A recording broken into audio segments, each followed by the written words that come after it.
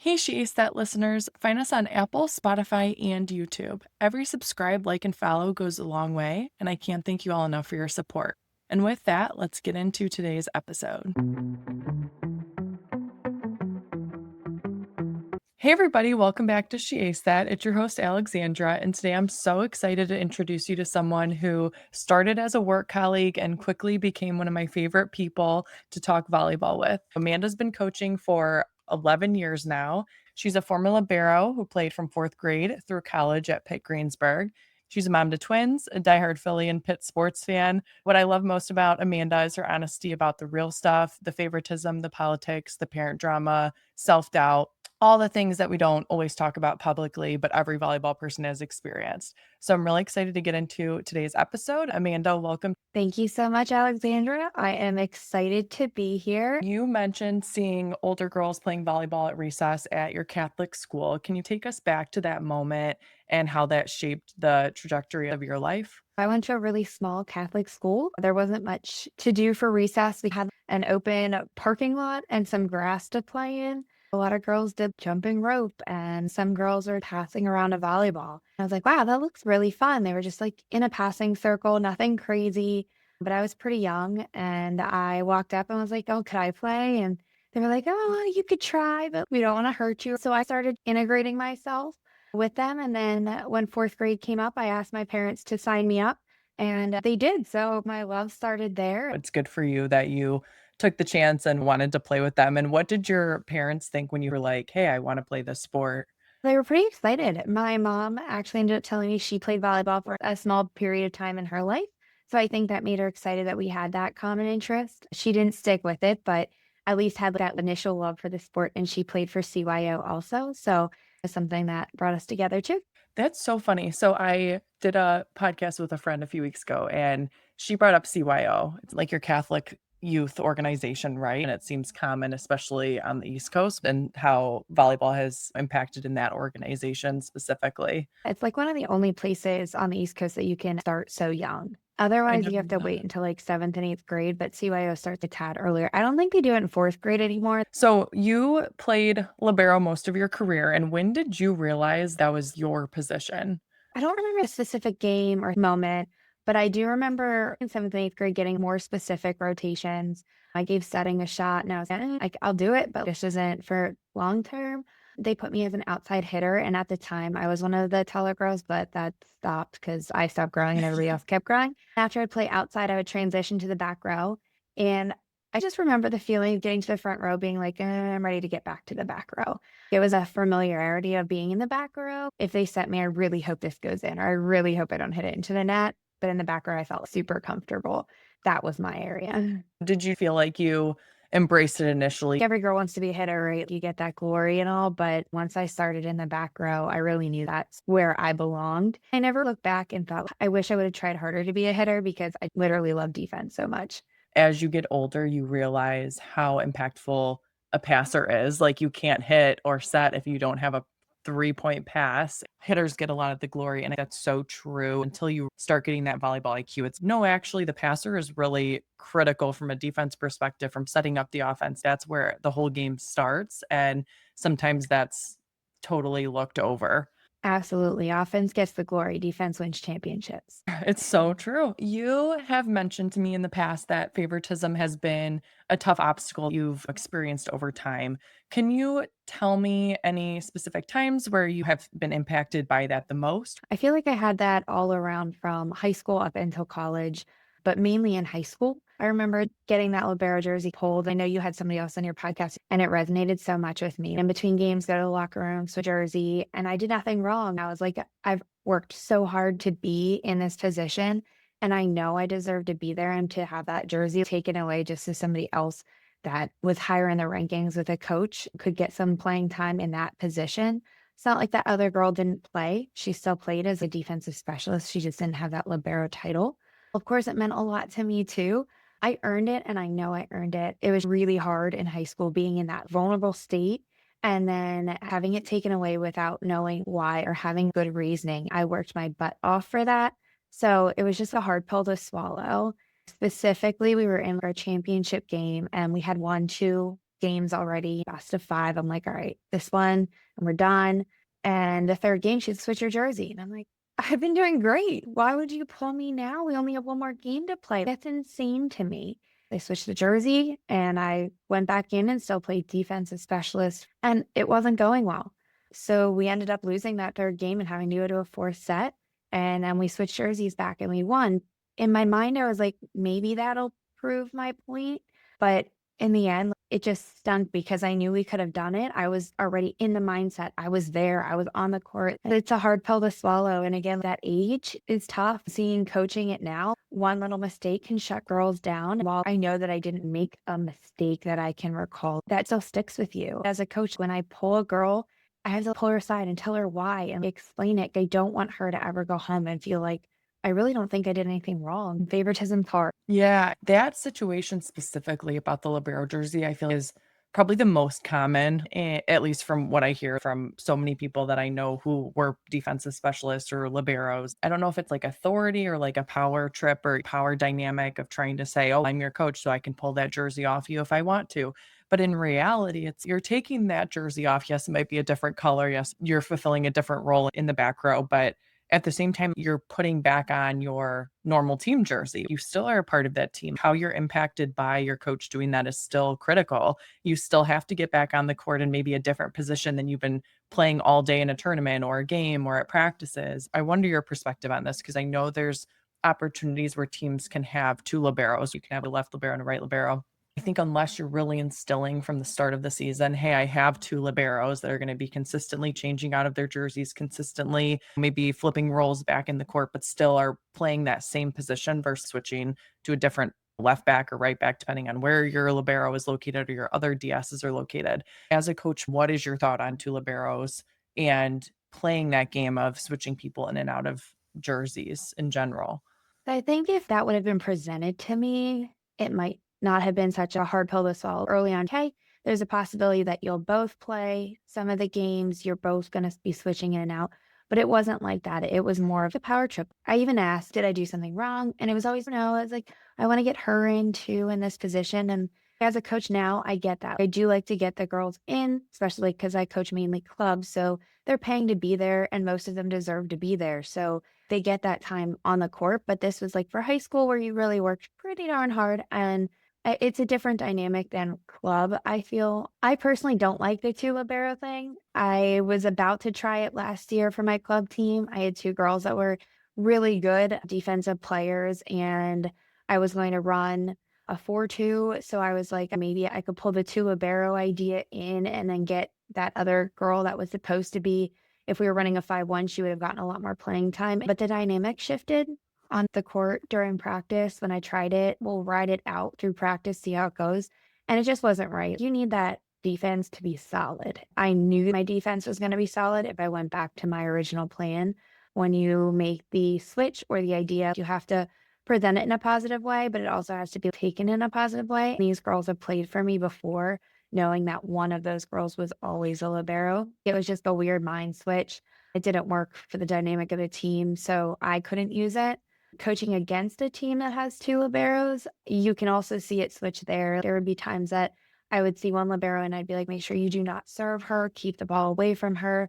And then the other libero would come in and be like, hit right to her because the team wasn't ready for her to be in. I don't think it's as easy of a dynamic as switching a middle. I rarely see teams with 2 liberos. When I do see it and it is working well, I feel like it's such a unique circumstance, especially back row. Like, yes, you need to have setter and hitter connections, but when it comes to team chemistry and back row players, it's so important to keep consistency of who's next to who in rotations. They can pick up nonverbal cues, and you're supposed to be very communicative in the back row in general, but like you can pick up nonverbal cues of girls that you're used to standing next to 90% of the time versus being thrown into a new role, especially as a libero. Like you're fulfilling a huge role. And if you're not actively practicing that at practice and in games, how do you expect them to be successful in that? And I think that goes to show with like, sure, coaches sometimes in your situation, maybe they were trying to get girls playing time, or maybe they were trying to make a point in an indirect way. But all it does is mess up the team dynamic when it's in the middle of the game. I can't really get on board with switching the libero jersey in the middle of the game versus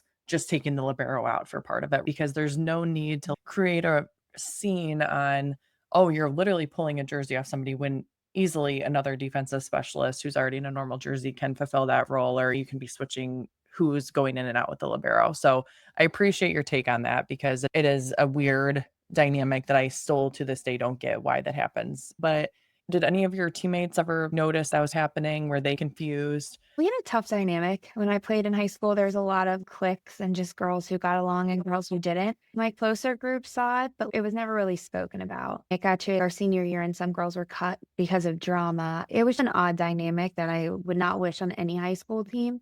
So while my friend group saw it, yes, and we talked about it, it was just like a hush. I tried to go to the coach and be like, hey, what am I doing wrong?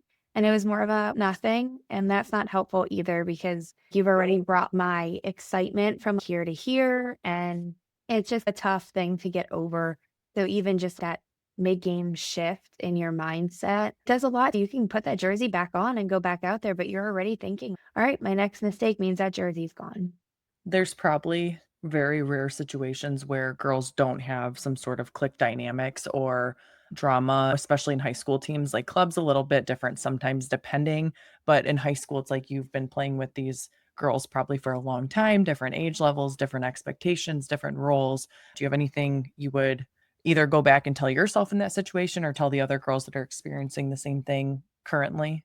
I'd never wanna go back to that situation, and while I was coaching high school, I tried to make sure that that didn't happen as best as I could. You only see so much as a coach. It's tough, it's a tough stage, but there's not a lot that can be done because girls can be mean, and sometimes making it worse isn't for the better. Quitting a team isn't necessarily the answer either. I just had a girl I coached for years, her senior year, she was like, "I don't think I can mentally handle this." I had to understand as a coach, I wasn't coaching her high school team, but I was like, you have to do what's right for you mentally. And if you can't get through the season, then you can't. Don't put yourself in that position. I feel like the position I was in, I could get through it. Wasn't the best, but I knew club season was fun and that was next. So it was like, let me look forward to this. I use that same thing when I talk to the girl I coach. I was like, you still have club. This isn't the end of the road for you. Don't give up. You're a great volleyball player. You can play in college too. You don't need the sign off of your high school team to keep going. So you just have to put you first. If it's, I can't get through this, then you need to do what's best for you. But if you look at it and you're like, this does stink, but it's a brief moment of my life, I can get through it, just push through. School season doesn't define you. Now there's so many other ways that you can show yourself, improve yourself, or even just reaching out to a coach and talking through your situations too. So I'd say do what's best for you. Looking back, I'm glad I didn't give up. I can see there are times where girls feel like that's best for their mental health, and you have to do what's best for you. I do think it is on us to be responsible, like, how we navigate those situations. No, it doesn't mean it's your fault. No, it doesn't mean, like, you deserve to be in a toxic environment or especially when it comes to bullying or clickiness, just, like, you didn't ask for it, but at the same time, like you said, it's not always a logical reason to give up a sport that you love. If you can put yourself into a different environment like club or the next year when some girls are graduating from high school, it breaks my heart to see when girls lose their passion and love for the sport because of other people or team dynamics. And I think it's always critical to be as vocal with your coach as possible. If they're willing to help, if they're not willing to help, then either get through the season, like you said, and look forward to the next thing, or see what is best for you if you do need to take a step back because the sport can always come back. Nowadays, it's like when kids quit a sport, they're quitting for good. They're like, there's never going to be another day that I'm going to pick up this ball again or go on this field or this court or in this gym again.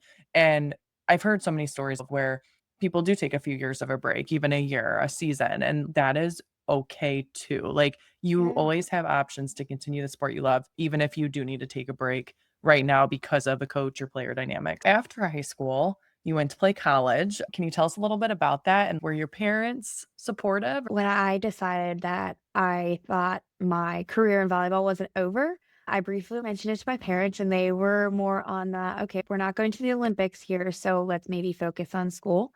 And now I get that. But at the time, I was like, what do you mean I can't play volleyball? This is my love, it is my passion. We did some college tours. I fell in love with Pitt. And then I was like, I know I can't probably play for their main campus. So I reached out to one of the local satellite campuses and I talked to the coach and he was like, let's give it a shot as a walk on. I told my parents after I reached out to the coach that I was going to do it. And my parents were like, if you feel like you can do it, that's your choice. Well, at first they were like academics come first. They just know my love of the sport and I don't back down much. I went on and walked on and I started as a libero for college and I played for 2 years and it was awesome. I met some great people, some great girls, and a totally different experience than your high school teams. I'm so thankful. I don't even know how those first 2 weeks would have went because I had my girls, I had people that were in my corner already we could sit with at the cafeteria. You could talk to about classes. And I think playing in college helped time management skills so much because you are on the road and in the gym, even if you're not on the court, you're in the gym for conditioning and strength. At the time you're off, you don't have time to not be studying, doing homework, or looking ahead at your schedule. And I think that's huge. I like to tell the girls that if they're debating playing in college, how much playing time management helped. No matter what level you go and play at in college, no matter what school, as long as you're setting yourself up for success, looking into the program or the coach, making sure that this could be a good fit for you from academic realm, a sports realm, a location realm.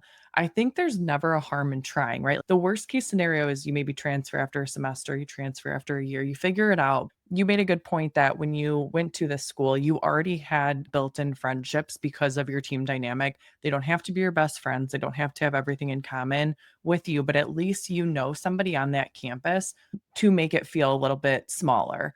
I just think it's really important to take that into consideration. And even though you're going to be busier with practices, games, probably outside of practice training, you're still finding a way to fit academics into it. And it almost forces you to do your schoolwork or studying around the schedule you already have because college is such a different world. You don't have to go to classes, you don't have to do things, it's on your own terms. I think playing a sport in college is super beneficial to that. I do have a question for you on that. So when you were in high school, when did you look at that campus specifically? What triggered you to initiate reaching out to playing there? Because I feel like unless our coaches are pushing us to be recruited or giving us names and contacts, there's not enough talk about recruiting in general. After I visited the main campus and I loved it, I was looking for where else my major could be. My original major was offered at the satellite school. So I toured the satellite school, saw the gym, and I just started looking into the program. I found the coach's information online, sent an email, talked to him directly, sent some of like the few videos because when I was recruited or when I started playing, we really didn't have highlight reels like they have now. And you didn't have everything that you can use now for recruiting purposes. It was more so here are my stats and a few videos that my dad took in the stands. So I went that route. And then I went back for another visit and I got to meet the coach in person. And then there were a few other girls that he had already recruited and they were there. So I met them.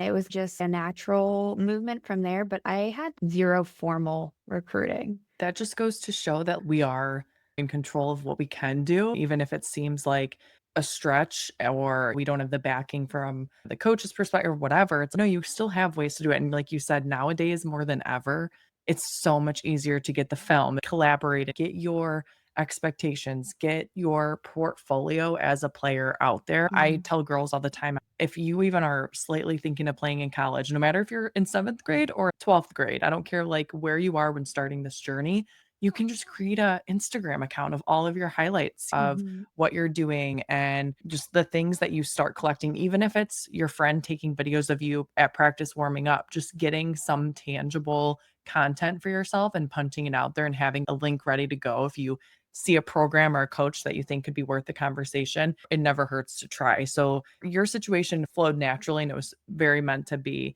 But I feel like for others who maybe don't have that initial, oh, this school would be the best option for me, I feel like you just need to start researching and send like 10 schools, no matter the level, your information because you never know when you're going to be told that they want you or are interested in you. We always think that we're not capable enough or good enough to play at that level. But in reality, you don't know until you're officially told no. It's really Yeah. cool you did that. I went to that school because of my major and, like, what I was going to do and then just hope volleyball fit in. So I had reached out to nobody else and was hoping for the best, and like you said, it was just meant to be. That's amazing. I love that. You've been coaching for 11 years. Do you remember the first team or practice you coached? Yeah, I walked into the gym not knowing a single person. The director for the club was my now husband at the time. He was looking for somebody to help.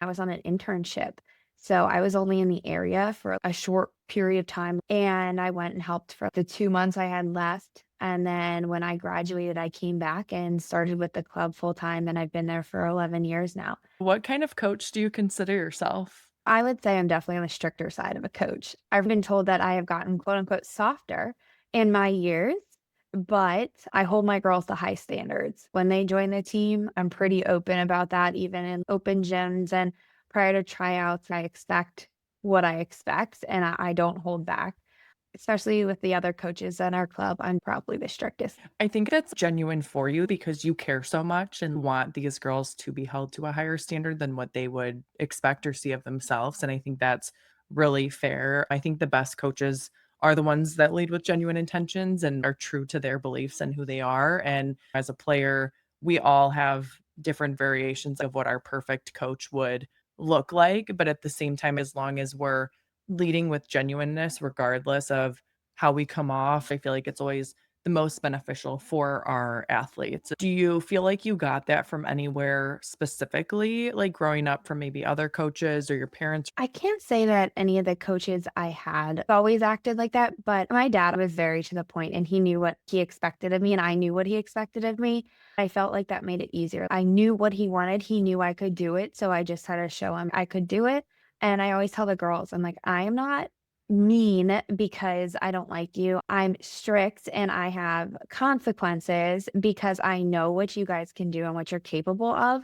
And I wouldn't have taken you on my team if I didn't feel that way. And I wouldn't put you on the court if I didn't think you couldn't do it. So when I ask you to just make your serve over the net on game point, that's what I'm asking you to do because I know you can do it. I know what they can do and I know what they're capable of. Just like my dad, he knew what I could do and it was just expected. He would sit in the stands and I knew if I ever missed a serve, I would never get the end of it. That was No. like my dad's saying, my best friend's dad's thing. I can still hear them in the stands yelling when one of the 3 of us missed a serve, and I'd be like, "Oh, I am not ready for this car ride home." I love that. We all have a capability of pushing ourselves farther than we realize, but it's always helpful to have somebody else to be that catalyst to get you there. Until that one person makes that impact in your life and makes you realize, wow, I can actually do this, or wow, I am capable of more than I ever thought. And the first time I started coaching for a school, it was 7th and 8th grade.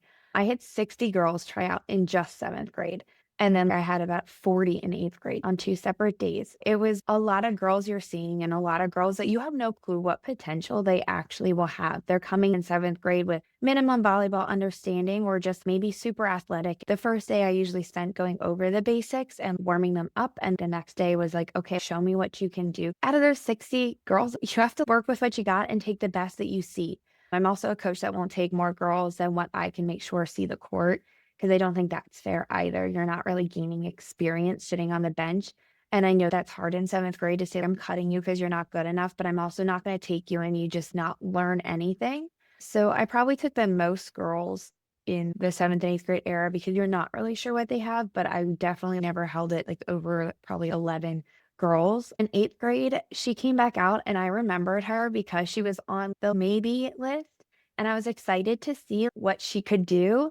And the first day, you can tell she was super nervous. And then the next day, she was showing out. And I was like, this is great. She showed me so much more than some of the girls who played for me in 7th grade and then came back out in 8th grade and didn't make a single improvement. Were they bad? No. But should they have shown improvement coming back to tryouts? Yeah. So I will always, as a coach, take somebody who's going to have heart and want to try and be coachable and show me what they can do than somebody who's just going to be like, okay, I made the team last year, so I must be good enough and I'm going to come back. 8th grade, there were still 40 girls to choose from. And I narrowed it down that year even more. I probably only took 9 or 10 girls. So they had to come back with an improvement. And when some of the girls didn't, I knew that there was a spot for this other girl. I still talk to her and she still lets me know, you cut me in 7th grade. That just goes to show that, like you said, even like taking 11 girls out of 40, like that is majority not making a team. I feel like a lot of organizations, schools have that dynamic. And sometimes you can't even always put a tangible reason why maybe 5 of the 30 didn't make it. Like you said, it's that in between. And you just have to Mhm. look at every single factor possible to make it fair and logical. I think it says a lot in middle school, especially when girls try out for a team again. In high school, it gets a little bit harder and people start playing other sports or are trying to find their path in general of what they want to spend their time doing. But in middle school, it makes me really sad when girls don't try out again because in seventh grade, that might not have been your strongest sport or strongest time in life as an athlete. That doesn't mean the following year or the following 5 years aren't going to be that.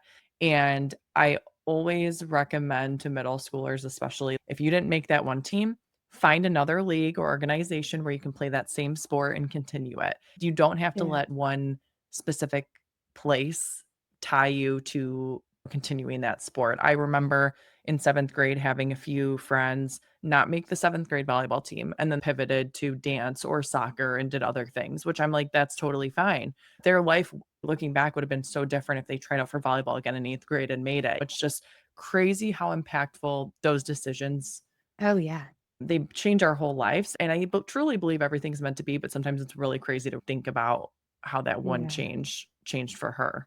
I tried to end my tryouts of first, 7th, and 8th grade by explaining that and just saying, "You realize there's a lot of girls in this gym to look at, and just because you weren't selected doesn't mean you're not good enough to play volleyball. It means that you need to work on some of your skills, and Yep. please come back." A lot of them didn't try anything out of season or try to improve. There were the handful that did, and I will take somebody who tried and improved over somebody who just thinks that they're gonna make the team any day. So I did cut girls that made it in 7th grade, and then they didn't make it in 8th grade. But then I had the girl that I did cut in 7th grade, and then 8th grade, she played for me in club up through, I think, her junior year. She played for a while, and she was good. She had the heart in it, and that mattered, and she was super coachable. That goes to show, like, people like that, if you don't make a team or maybe you're on the bench, you are the ones that are pushing the girls who made the team or who are starters to continue working hard. And I think Mhm. sometimes the starters forget that their spot isn't permanent, everybody's replaceable. It's true, Yeah. whether that's in sports, or life, or in your job. If you are one of those girls that have to push those girls above you, quote unquote, above you, into keep them working harder, I think that says so much about you. That's hard to see when you're in it, but totally looking back, that makes sense. But in the moment as a middle schooler going through Oh, yeah. all the craziness and hormone changes, nothing makes sense to you then. Detrimental if you don't make a team or it feels like life's Yeah. ending. So wish Mhm. we could all go back, especially as females, and just be like, it's not gonna matter. I just remember my mom saying things like in high school, it's not gonna matter in 5 years. It's not gonna Mhm. matter in 10 years. And I just wish I recognized that more. But when you're in it, it's so earth Yeah. shattering, Oh which is gosh, yeah. crazy. Literally everything at that point in your life is this is gonna make or break it. So from your perspective, is the hardest part about coaching? Dealing with the parents, I'd say, mainly for school when I'm coaching the school teams versus club. I feel like club, most of those parents know their girls, those girls know volleyball well. A lot of the girls before I had both in school and in club, so their parents were more understanding of my rules and expectations. But in school, I feel like there was a lot of politics on who deserved a spot and where they should have been, and a lot of very high school girl drama from parents, and I wasn't about that. I don't put up with that. I have no desire to put up with that. I'm there to help the girls. Nobody coaches because of money. Like, you're getting a few extra bucks to add at the end of the year, like your Christmas wish list or something, but nothing crazy. So coaches aren't there for the money. They're there for the girls. They're there to help and improve them. And I feel like sometimes parents forget about that and they forget that we're human too. So when hurtful things are said, it doesn't go away just because, oh yeah, it's a coach and like she'll come and go. It sticks with you just like it would have in high school. We're fortunate enough as our kids grow up and start playing sports, we have that additional perspective from coaching. We know what it's like to spend our weekends and evenings away from our families Mhm. with these other kids. I think majority of coaches try to lead with genuine intentions. We miss out on some personal things and we always have to turn off our personal life to show up for the athletes we're coaching. Parents can make or break a season and a school year if they feed into the wrong conversations. It blows up into something that nobody wants to deal with. High school Mhm. is definitely different because as a parent, you're paying, but at the same time, I don't know if that really means that your daughter still deserves to be on the court in equivalent time. There's all these Yeah. dynamics with parents. And I think parents sometimes don't lead with the intention of trying to understand. Sometimes they're just ready to bark at the coach because their kid's not getting the time as Sally on their team or something like. First, I would like to talk to the athlete first, give them the opportunities, which you probably already have, telling them like, "Hey, you need to work on this," or maybe we can discuss this, or already giving the athlete the exact feedback they need. And sure, if it gets to a point where there's other toxic things going on, a parent can and probably should step in.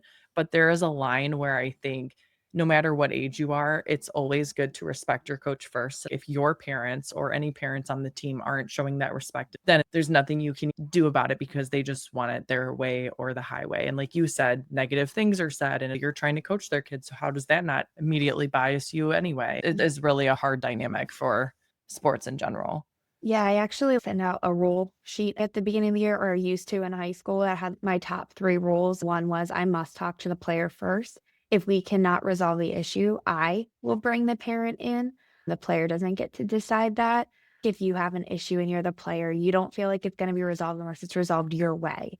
So as long as I felt that both sides were met in the conversation, then we're not going to move on. The second was that I don't talk about playing time. You earn that. I am very true to that. You earn your playing time through practice. You earn your playing time even throughout a tournament. If it's not your day, it's not your day, and it's okay. You can't have 100% of good days.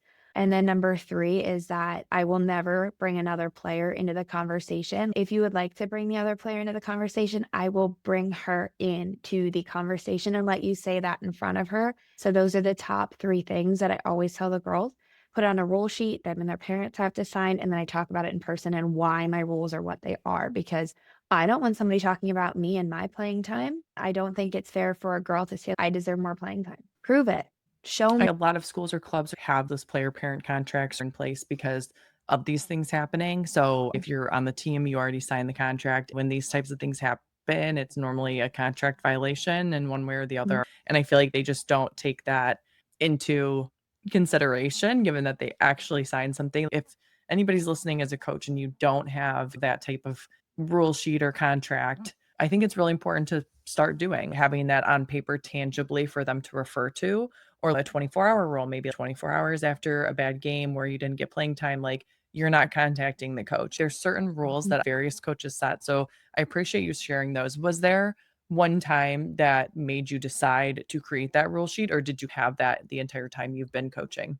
So I had that the entire time I was coaching. I think that the way I elaborated on the sheet definitely grew through different experiences, just like parents bringing in other players and trying to come to me first, where I didn't even know there was an issue because the player never came to me.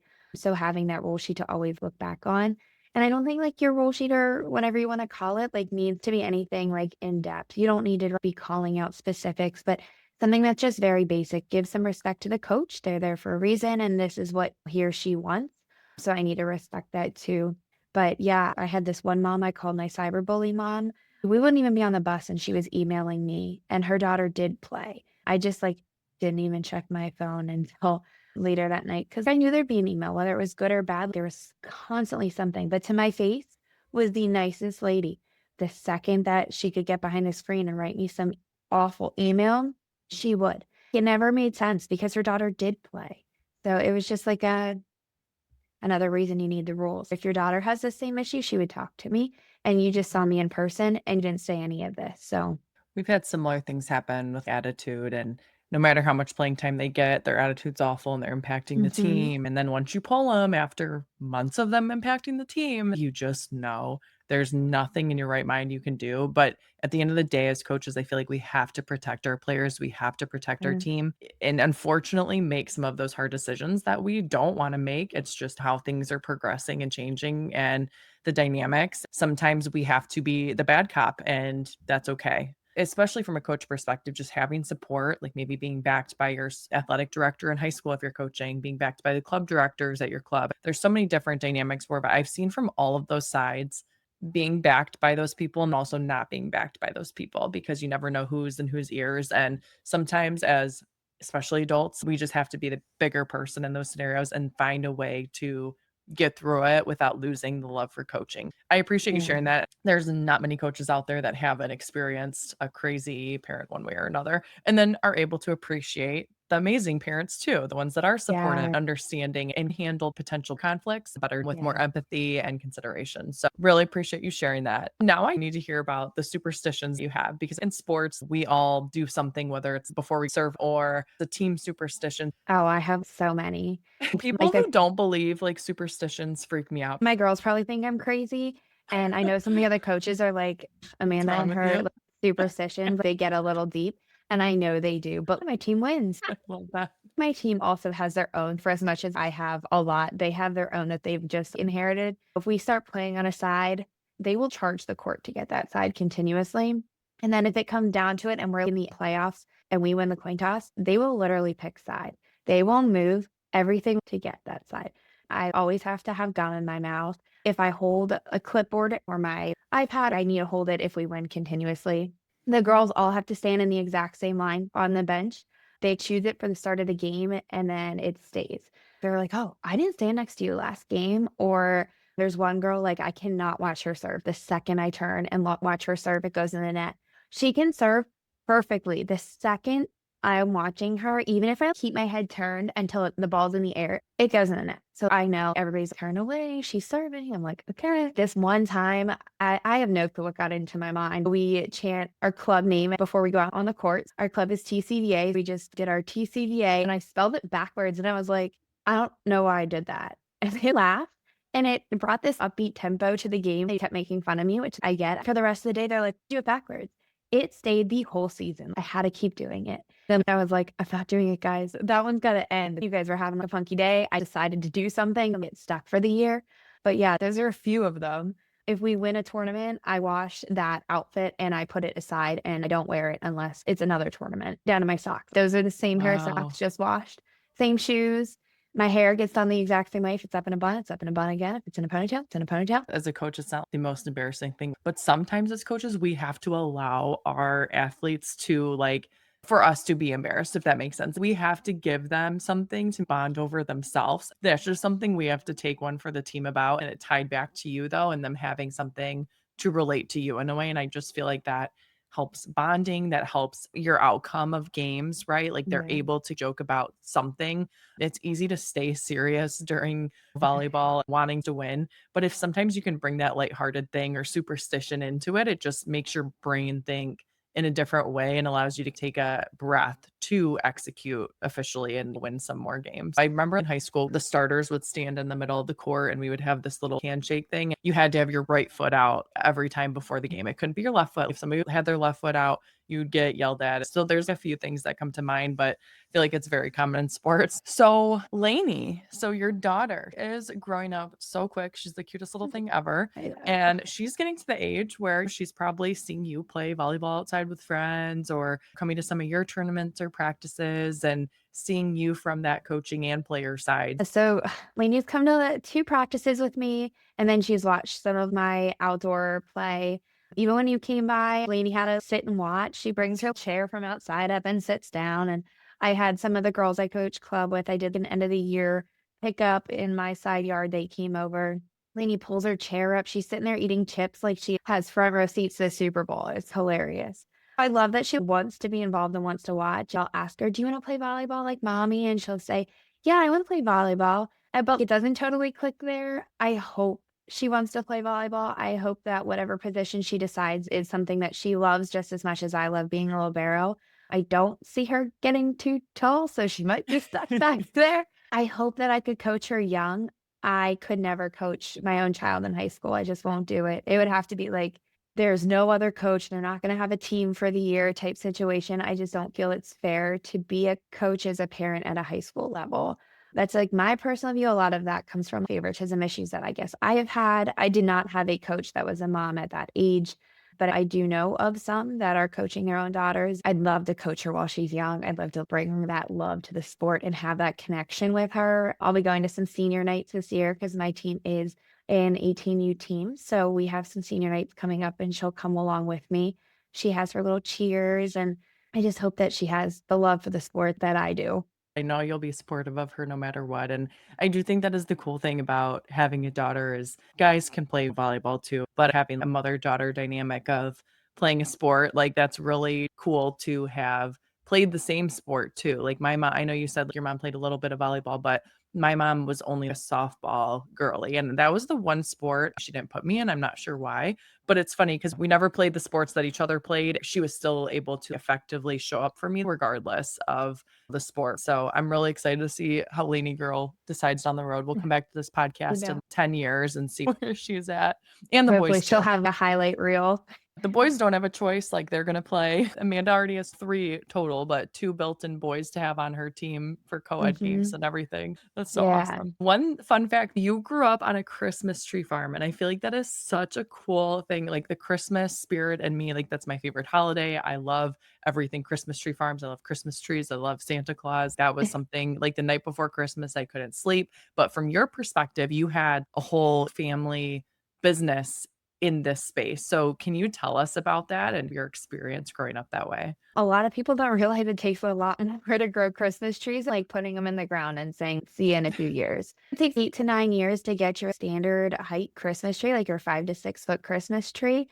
So it's a lot of love throughout the years between fertilizing and making sure that diseases don't hit. But honestly, it's crazy because everybody's Thanksgiving is very normal, and then there was ours. So we're getting ready for the opening day, like for Black Friday. We had a very small family Christmas tree farm. There were plenty in my area that were much bigger and ran like crazy acres and acres of Christmas trees that you could come and select from. Where we did a lot of wholesale. We did have tractor trailers come in and we had to have trees baled and ready to go by Black Friday. So Thursday, when everybody else is having Thanksgiving dinner, we worked from the morning up until dinner. We'd come in at maybe 5, 6 o'clock. We'd quick eat in our farm clothes, and then it would be dark. I was pretty young when we were still doing wholesale. We'd go out and I'd be holding a flashlight on the tractor and the trailer, watching my dad and my cousins like baling trees. And then we'd come in and it'd be like, who knows what time at night, getting our piece of pumpkin pie that was sitting out because we were busy. But honestly, I would never trade that for the world. That's something I look back on and I'm like, yeah, everybody else can sit around and like do nothing for Thanksgiving, but my whole family was there. We were working hard, but we all had a good time. There was always music on and we were always just making it fun. My Nana made wreaths and she was Aw. amazing at it. She still is. My Nana is still a great wreath maker and the poor lady can barely see and she is still killing it. We made window sprays, log boxes, grave blankets, you name it, we made it out of evergreen and put our heart into it. It was a small family Christmas tree farm, so we knew almost everybody all the time that came through. So I was excited to see year from year everybody grow up and see like the Christmas magic go from their families being small to growing and then bringing their other family back. And it was just like something awesome. My dad and I grew super close through that. We had a lot of heart to hearts on the Christmas tree farm, up late and chainsawing and different things in the woods. We just had those random conversations and it was the best thing. So did that impact your, like, sports life? Yeah, I definitely couldn't be as involved in like club sports or as many sports. We had a lot of work to do. My parents never said no. I'll put that out there. Like they definitely made it the best they could. I did play basketball for a hot second. It was definitely not my sport. My dad said I should never be in contact sports. I was a little too aggressive. When I did try basketball, a winter sport, my dad couldn't come. He would be on the farm and make a few games, but my mom always had to pick me up from the farm and take me. They made sure that I made it to whatever sports I wanted. They gave me that opportunity. But to be quite honest, I would choose working out in the Christmas tree farm over playing basketball any day. I didn't tell my husband that. He knows that, but that's his sport. Gary loves basketball. Yes. So we'll see if the boys play basketball. That's something else we need to keep a tab Yeah. on. I just have a couple closing questions for you. What do you think your high school self would say to you if she could see you coaching now? I think she would be proud of the lessons I learned playing high school and having the issues I did with the girls and the dynamic and even just the coach. I've hit those in my coaching life and I navigated them so much better. I remember having conversations with two girls who couldn't stand each other and saying, listen, you walk through those doors. I don't care if you guys aren't friends outside of those doors, but in the court, you guys work together as a team. The second those volleyball shoes come off, the knee pads come off, you don't have to say a word to each other. You don't have to be best friends. I just need you guys to play volleyball. And I had that literally happen in high school. There's another girl and I who just didn't click. We used to be best friends. We had a falling out. We would take the court. We'd play cordially. We never said a bad word to each other. Honestly, I can say that. Like we made it work. Walked off the court I didn't say hi. She didn't say bye. It's definitely hard navigating those dynamics, but you're there for the bigger picture as long as you can recognize that and not impacting others super negatively. I think that's the best way to go about it. Is there anything that you would go back now and tell like your fourth grade self when you started playing the sport? Would young you even listen to yourself now? No, young me didn't take advice. Me now barely takes it. No, I'm just kidding. Oh But my gosh, you're so funny. honestly, I would tell my 4th grade self that just keep playing. Do it for the love of the sport. Don't do it for the environment around you, whether it's toxic or not. Do it because you love the sport. You're going to have the support there. Your parents will support you, your friends will support you, and it's going to be a journey, but it's going to be worth it. I could never imagine my life without volleyball. I know, and it's so crazy all that you can go through and still feel that Yeah. way. And it just goes to show your passion for it and that you're still helping other kids. It's something unexplainable when you're really in it. It's if somebody from the outside who's never played a sport or specifically volleyball, they might not understand. But people like us, we get what it changes for us. We get it from court and off court perspectives. My last question for you today is if someone is dealing with favoritism, feeling overlooked, or not being heard, what would your advice be to them? I definitely say try to talk to your coach. It didn't move anything or change anything for me, but it did help relieve some of that. What did I do wrong? And thinking that it was on me. While it wasn't the answer I wanted to hear, that there was nothing wrong, she was just giving her playing time. It also just gave me that confidence that I wasn't in the wrong or doing anything because I think a lot of that you just hold deep down. Of course, we all have self doubt, and I've had that too. So I don't want to sit here and say, oh, I've never self doubted myself. I do it all the time. But have the conversation with your coach in a calm manner when you've thought about it, as long as you don't bring emotions into it and bring facts. I think it'll be a good conversation. Favoritism's hard, unfortunately, doesn't go away, whether it's in volleyball, whether it's in school, whether it's in the workforce, like you're gonna hit favoritism. So it's just how you decide to go about it. If you're mature enough and leave emotion outside of the conversation, I think it'll go a lot better and it'll give you a little bit of relaxation that you're not doing something wrong. It's something super hard. And maybe it's just in high school, but look forward to that club season.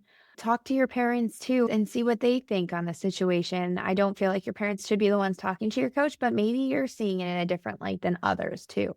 So just use your people around you and help ground you and don't give up. Just don't give up. If you love the sport, it is worth it. I promise. I love that. Thank you so much, Amanda, for joining Chase That today. Thank you, everybody, for listening in, and we'll see you all next Wednesday. Thank you so much.